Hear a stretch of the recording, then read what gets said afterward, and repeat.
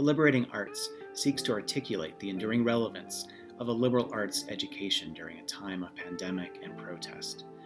Through our online platform, we will host a series of conversations with writers, academics, institutional leaders, and public intellectuals about the nature of the liberal arts, their formational purpose, and their moral significance in a time of great cultural disruption.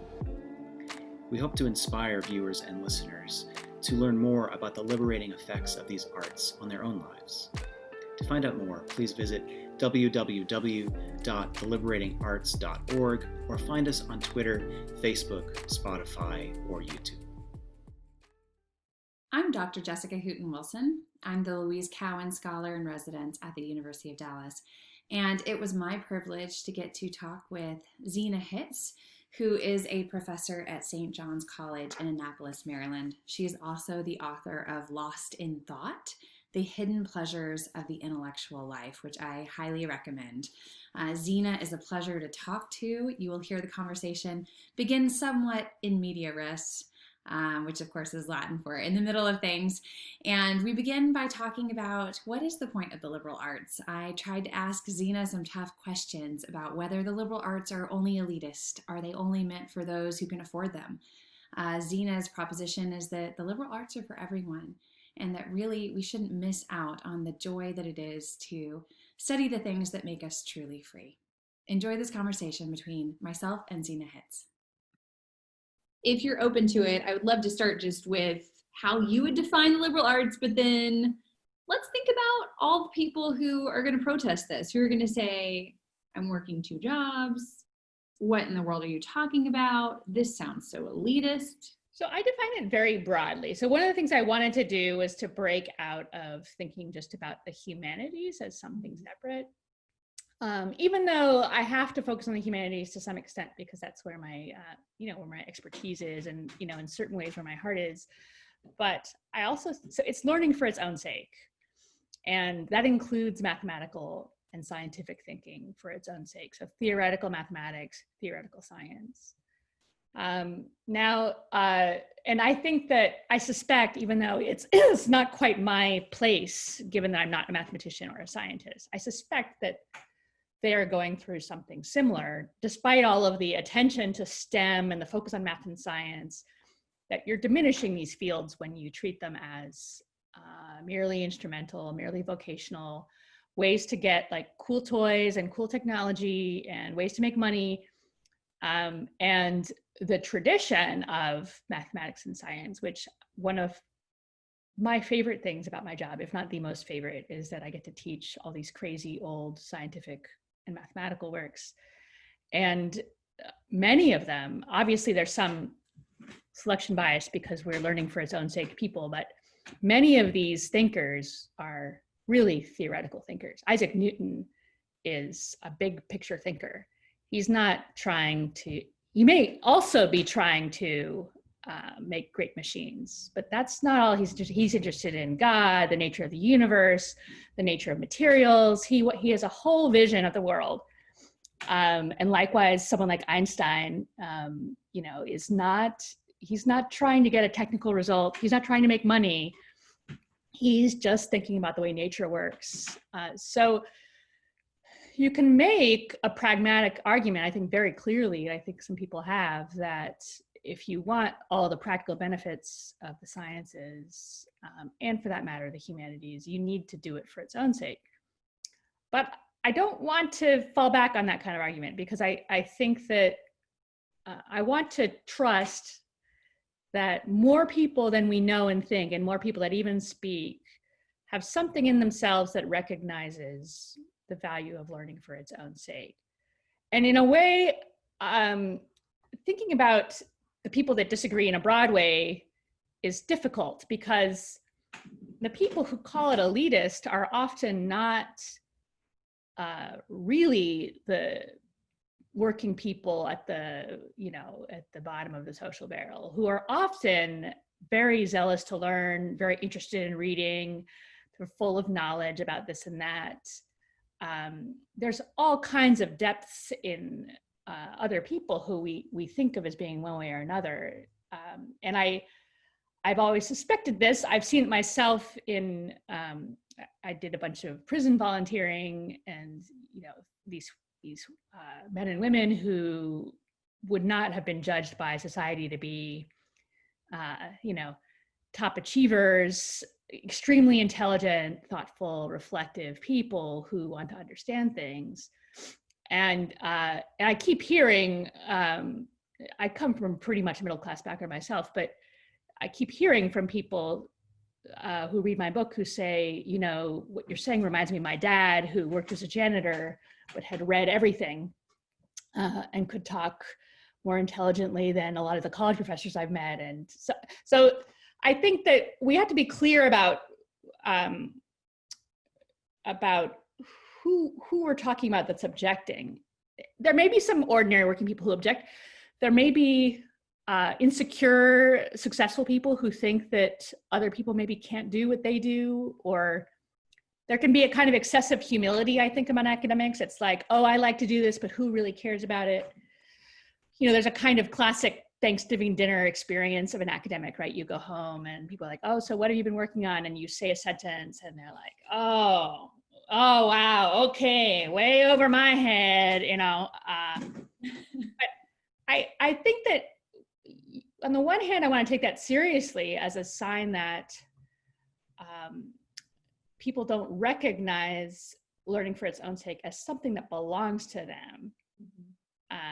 And I think that if you meet people where they are, individual to individual, you can often find a hook. So how many people, for instance, are really into history?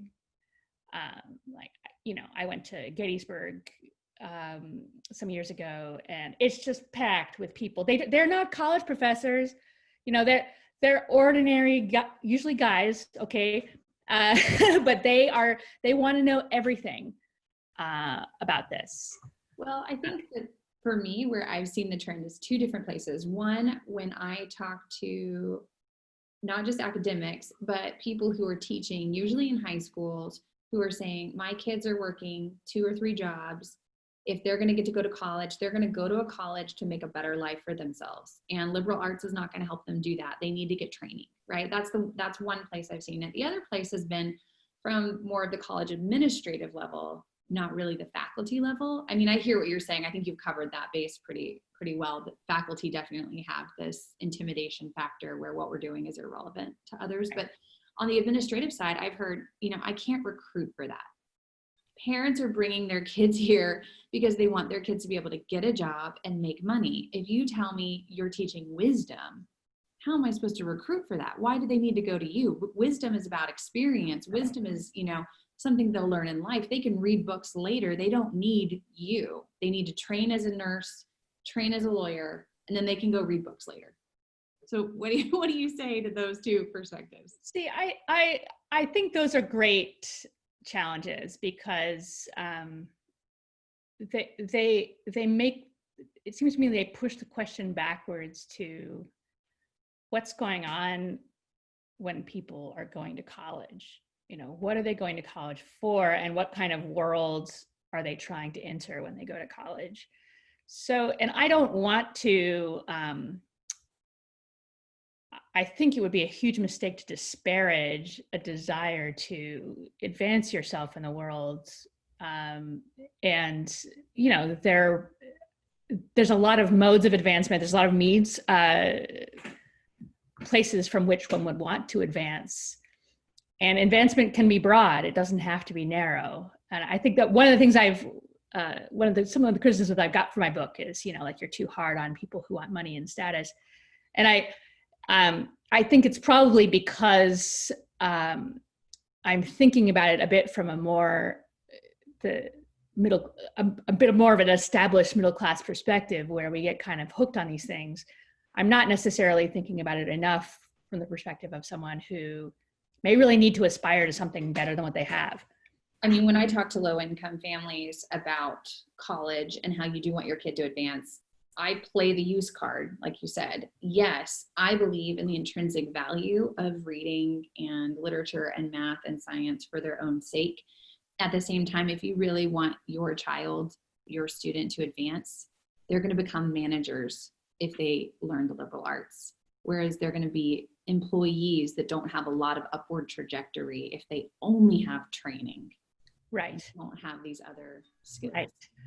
So I think my instinct is that we're in this dilemma where where we might feel like we're advising parents to act against their own interest, or because of the kind of extreme condition of our culture. So everyone should be able to both have a rich inner life cultivated by learning for its own sake, and to have a route to a livelihood that gives them the respect and helps them live out the kind of life that they want. So everyone needs both of those things. And our institutions, I think, are forcing us into a false choice. And we have to find a way to reimagine the choice. One way to do that would be to think of, to really separate, I know this is a bit of a cliche in higher education, but to really separate professional training from liberal arts more clearly. So you're not going to college where you might either train to be a professional or learn liberal arts, but you know, there's a part of your life, whether it's college or earlier or through some other informal institutions, cultural institutions, where you're learning liberal arts, where you're learning for its own sake. And then there's some training that you need to get in order to work in the way that you want to work. So so I'm grappling a bit in the dark, because I think what's really needed is a reimagining of our institutions, and that doesn't come out of a cake mix. I mean, you know, it's hard thinking, it's thinking that's narrow to specific circumstances. But I think we have to be honest that this is a false choice. Like, it's, for a human being, it's a false choice. And if our colleges are forcing us into this choice, then something's gone wrong. Your book was fantastic.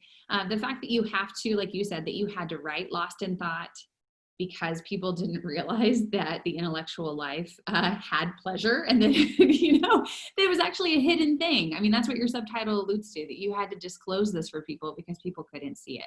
You know, and people are like, wait, you're saying that learning is intrinsically valuable? And do we not, like, is this really a crazy view? You know, and people be like, oh, but you know that really for the people, you've got to say that it makes you money. And like, and I'm like, can't I just tell people honestly how I feel about it? Like, really, I can't. Mm-hmm. So I've been so happy to find out that, like, there's just, people like you and Jen and other people out there just doing stuff. So yeah, the old ideas aren't completely lost. And it's funny because people are hearing them as though they're new. Like you just said, can't I just say that learning is intrinsically valuable?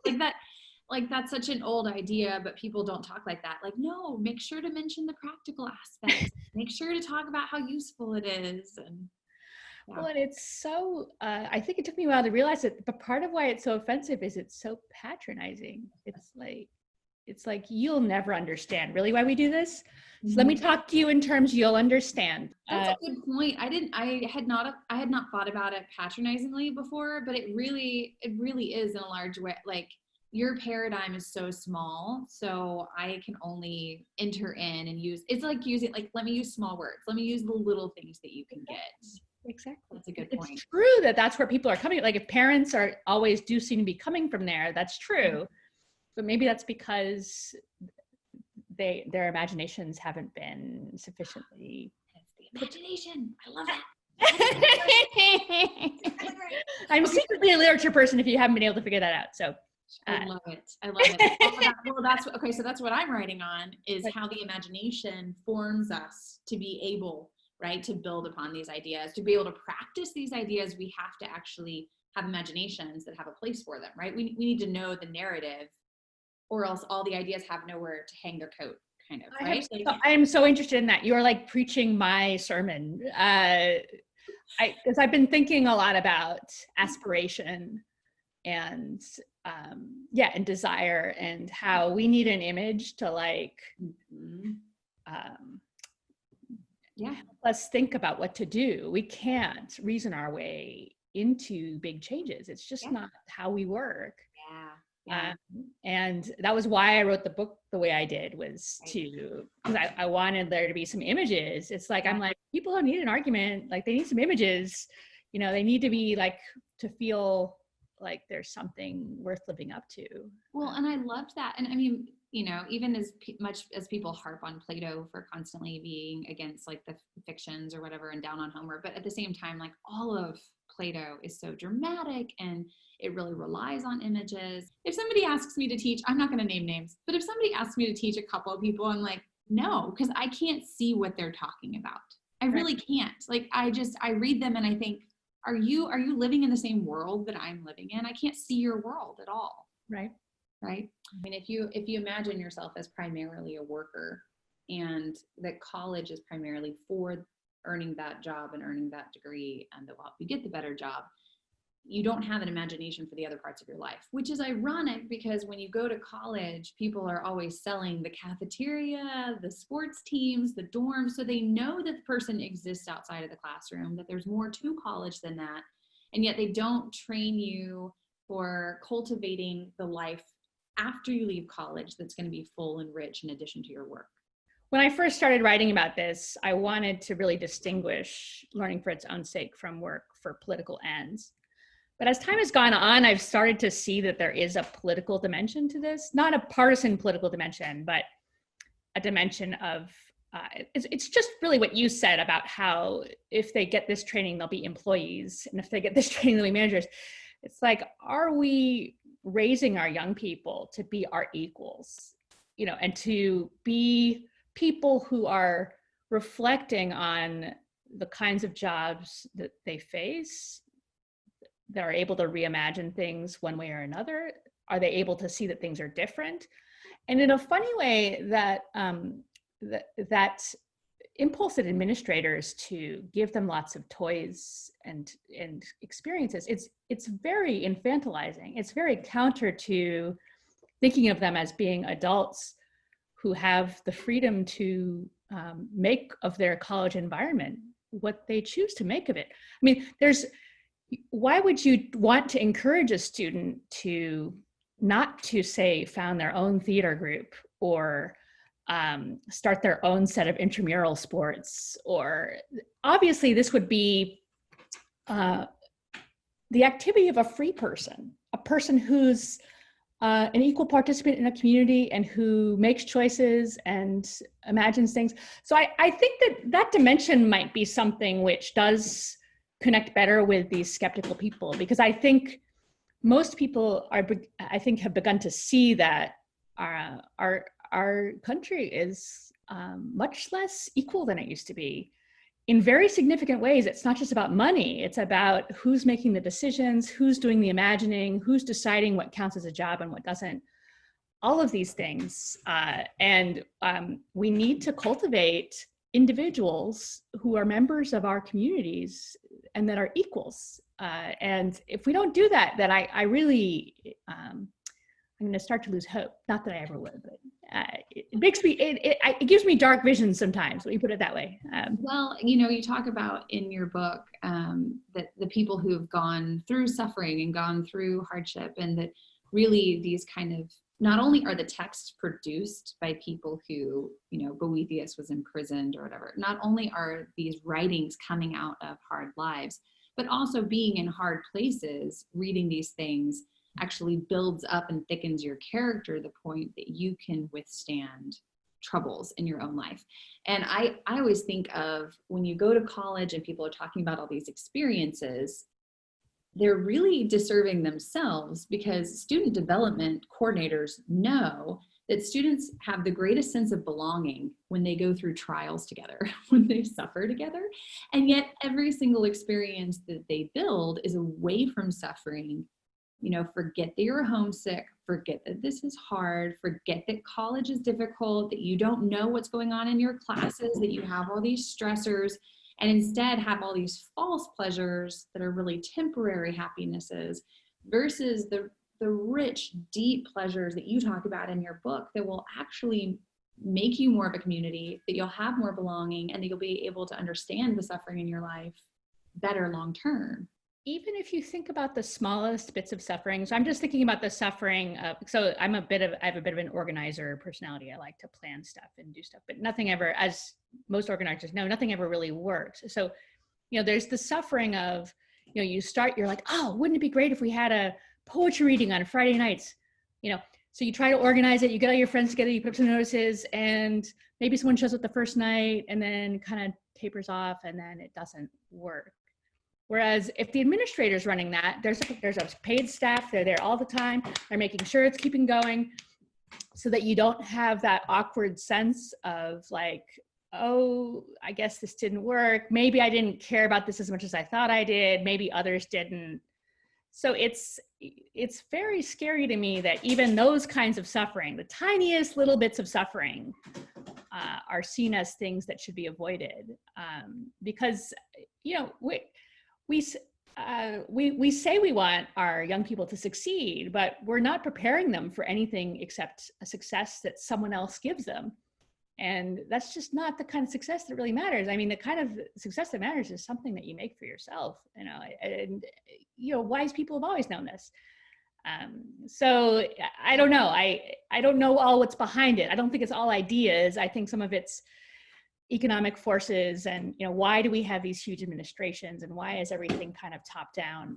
That seems like a hard question. It's not really ideas, but maybe we can try to counter it by thinking a little bit. Yeah. Well, so do you think that there's a place still for liberal arts at the college level? So one of the things that you mentioned is that it could be outside of institutions. So primarily St. John's, where you're a tutor, is a liberal arts education, right? You don't do a lot of the training for a specific job. They do that when they're in graduate school, right? So that is where you've planted yourself. But a lot of places are realizing, okay, liberal arts isn't happening in college, so we have K through 12 now, classical education, and they kind of build you up to that point. Or you're starting the Catherine Project, which seems like it's liberal arts once you've already graduated, right? Now you can, so where would be the right place then for liberal arts now? I don't know that there's a single answer to that question, and I don't want there to be, actually. So, and I don't want to say it's done at the college level. Right. Part of what I'm trying to do is to think practically. Things have been going very badly for the liberal arts in higher education for a long time, and maybe some things will start to reverse. And certainly in particular places, things might reverse. Our higher education system in the US is very complicated. It's very big. There's so many different kinds of institutions. And, who knows what might be possible at the college level. I still think, honestly, when I look at the kind of thing that happens at St. John's or a place like the University of Dallas, where students have these transformative experiences through the liberal arts at a really important stage of their lives, I think that there's no way not to see that as a loss if it's lost. I don't want to but I also don't want to despair if it is lost, worst case scenario. So I think that I want to one of the reasons why I wrote the book in a way that was pretty vague in general without a lot of pragmatic suggestions is that I think that there are probably a lot of ways of cultivating liberal arts. So the Catherine Project is meant to be, I've spent a lot of time with Jonathan Rose's work. He's a historian of reading at Drew University.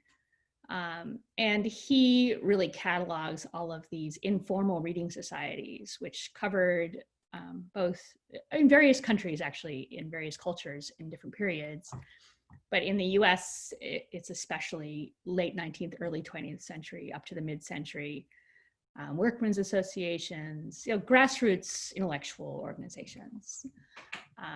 And the Catherine Project is meant to try to pick up a bit of that tradition. That is, let's get the people who want to study seriously together.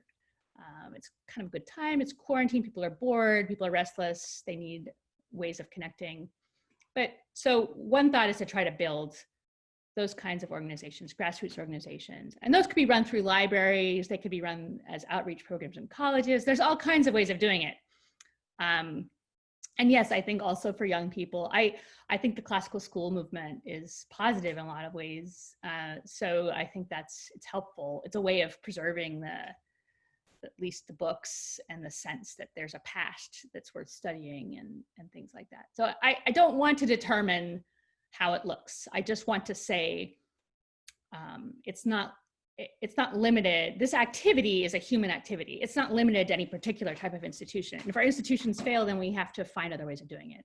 That's really the point I want to make. It's not any specific proposal. It's just, let's remind ourselves of what this activity is. We can try to reform our institutions to cultivate it better, or we can build new institutions, or we can do something else, but we have to do it. Right. And for you, you're talking about the activity, including the maths and the sciences. So what else do you, in the Catherine Project, what all are you teaching? What are you offering people? Are you offering them the maths and science, like that part of the quadrivium, or what is it you? Right.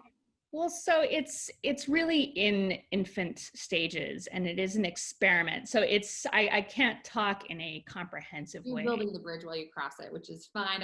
What do you imagine is the bridge you're building? So I can't see that practically speaking, we would be able to do much in the realm of science, because you want to be able to work with materials, and you have to be in person, I think. You could do, and then the most you could do would be something like the St. John's approach, where you're redoing old things, because the new things all require machinery that's very expensive, very complicated, and not available to everyone. But you could at least, the old books and the old articles do cultivate the scientific imagination, which I think is really important. So it helps you to see it as a human endeavor. And that's an important part of thinking and understanding the past. So can I have a follow-up on that, and then I'll go back to some of the things you're working on with Catherine Project. So why, I hear this all the time, so I'm going to throw the question out there. Why would we study old science documents, or even just old text in general, when we now know so much more than they did, right? Like why would we go back in time and read Galen or read Newman or read any of these people that are writing these old texts that we've gone past? Well, so one way I've put it, I think this is a little bit, it's only a piece of the picture. So what I'm about to say is partial.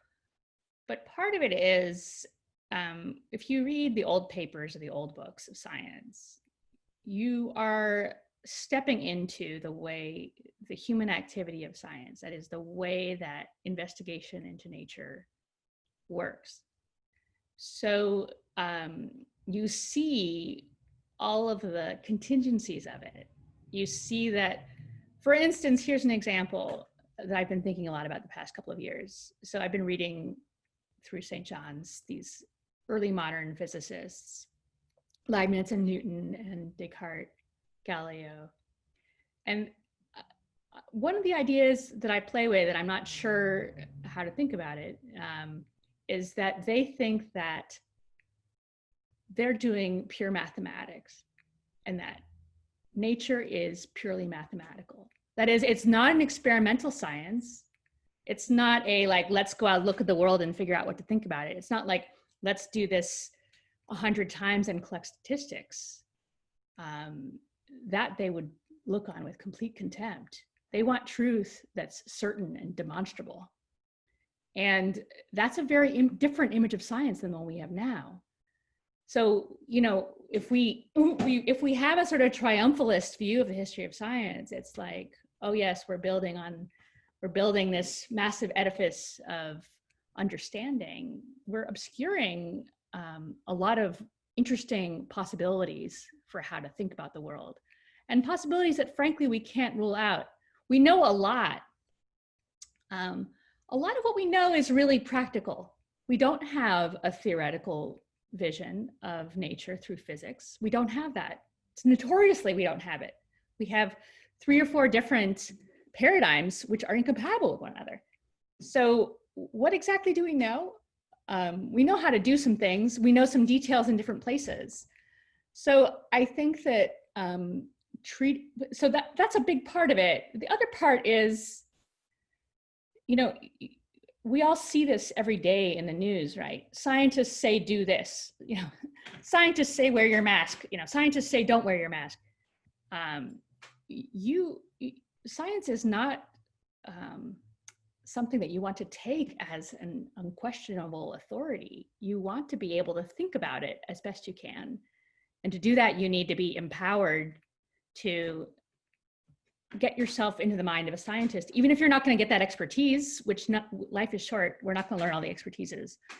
But if you learn enough about science at the fundamentals, and the old books can do that, then you can get a sense of, well, okay, where's this person coming from? What's their principle? What's their assumption? Do I accept that assumption? And you can think for yourself and make judgments. Because we live in a democracy, right? So we're not supposed to be ruled by scientists. We're supposed to appoint scientists who we think are good. How is that supposed to work?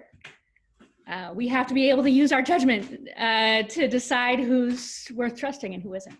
Yeah, and Chesterton would say the greatest democracy is the democracy of the dead.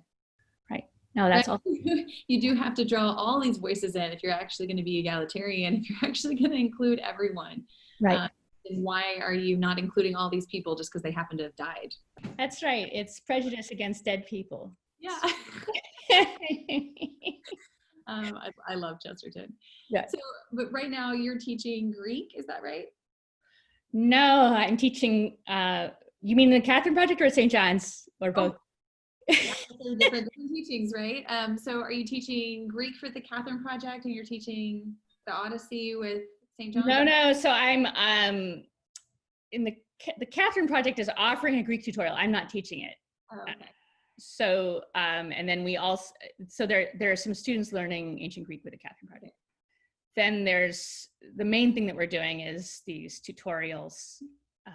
There's 5 tutorials. Everyone's reading Homer, so there's 2 groups reading the Iliad and the Odyssey over the course of the semester. And then there's 3 other groups that are doing something a little bit more intensive. So the Iliad, the Odyssey, Oresteia, and some Plato. Oh, fantastic. So I just read a third of the Odyssey with my tutorial students in Catherine Project. But but in my other life, I'm doing 19th century French poetry and Galileo and Hegel, Marx, so this is part of what I love and hate about my job is it's intellectually exhausting. I just get pulled in 10 different directions and to the point where I can't think anymore. So but at the same time, I love the fact that reading is my job. I mean, at the end of a year, I usually look and decide like what were the best books for that year. And last year I was trying to look up like how many books do people read in a year. And so CEOs in America read 12 books a year, but the average American reads 4. But because I'm a professor, I read 72 last year. That's my job. Right. Wow. I really think being a professor is the best job because you get to read all of these different texts, during the course of a year.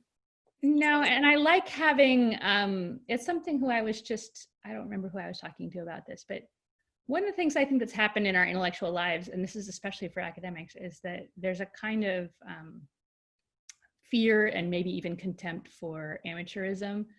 So, if you don't really know something, you really shouldn't read it or talk about it, and it's been so beneficial to me intellectually, right, to have to be dabbling in stuff that I'll never be an expert on. I'm never gonna be an expert on early modern science, but I think it's really helped me intellectually.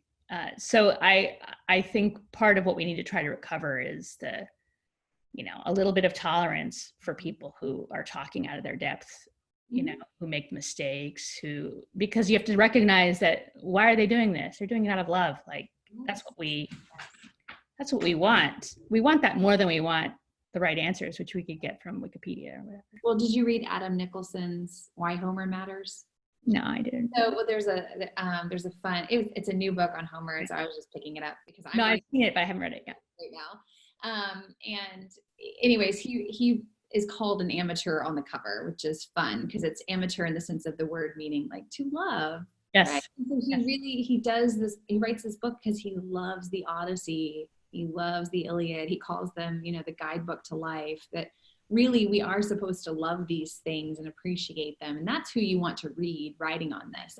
Right. You know, a lot of academics have cut apart so many of the good things into pieces, and you can't imagine anyone who really loved it would have taken it into so many little pieces and you know, destroyed it the way they sometimes do. So yeah, so I'm a big proponent of amateurs too. Did you read David Epstein's Range, about how generalists triumph in a specialized world? That's his subtitle. It's so good. So good.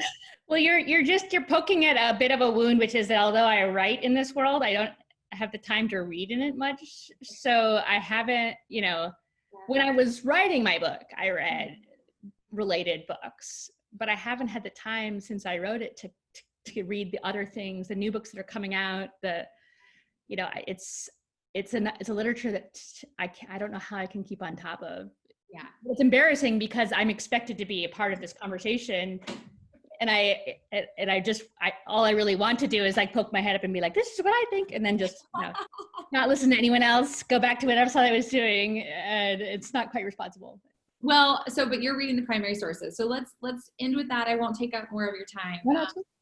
But wrap it up for me with just talking about the Odyssey in particular, because you said it's hard to talk about this broadly. Right. Why should a CEO read the Odyssey, or a lawyer or a teenager? Why should they read the Odyssey? I think that the Odyssey, you're asking me to be specific, and I'm gonna have to start out in the general and then go in. The Odyssey, like all great books, is, and in a way, especially because it's beautifully entertaining.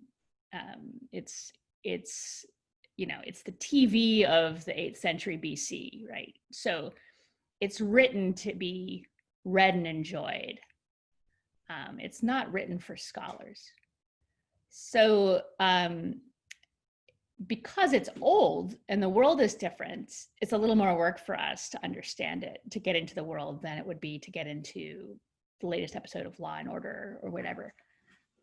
But it's much more worthwhile, partly because it's this other world, partly because the poet is an amazing thinker and is putting things together that we would never put together. But I also think that it's great books approach really fundamental questions, questions which I think that we all really do have, even though it can be work for us to get in touch with them.